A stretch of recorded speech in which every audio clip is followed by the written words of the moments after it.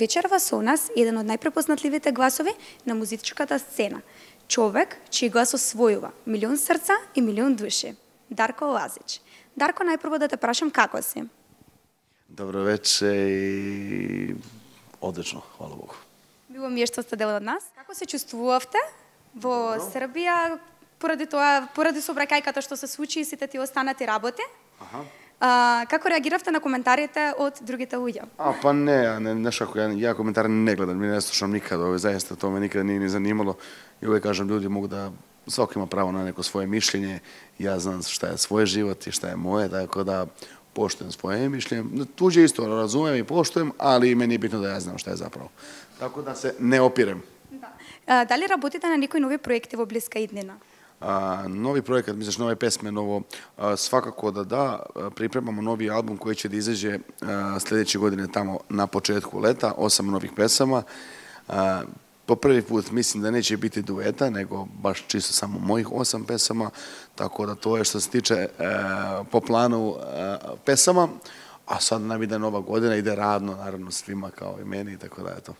Дали може да ми откриете кој ви беше најголема мотивација за да започнете со музика?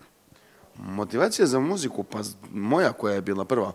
Па знаеш како, ја потичем из музичке породице, много чланова моje породице, целе и фамилија шире се бави музиком, така да сам ја од малих ногу у том, да кажем, музичком свету и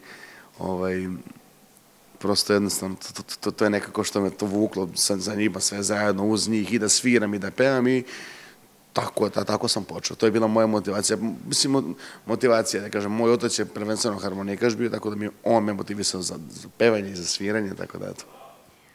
Дали имате понатаму план во блиска иднина, еве да продолжите таа лоза?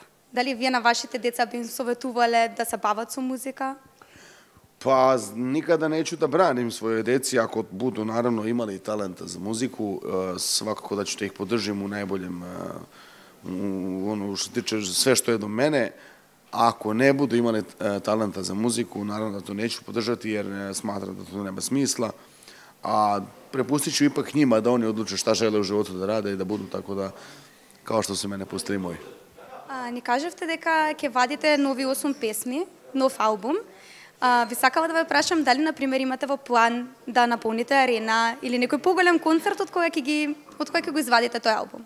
Pa, pošto će to biti 4. album po redu, svakako da ima negde u planu sledeća godina, tamo negde, kažem, ajde, oktobar neki, u pitanju arena, da li će se biti arena, da li će biti Sava centar, nismo još ništa sigurni, ali i tekako da imamo u planu novi koncert posle dugo vremena, jer prvi koncert je ipak bio u Sava centru, smatram da je sad možda vreme za arenu posle 4 albuma, tako da mislim da će možda biti arena. Каде се гледате во иднина? Дали, например, после подолг период во животот од кога ќе настапувате, ќе пеете, дали после тоа сакате да прекинете со музика, некако да се пропуштите кон вашиот живот?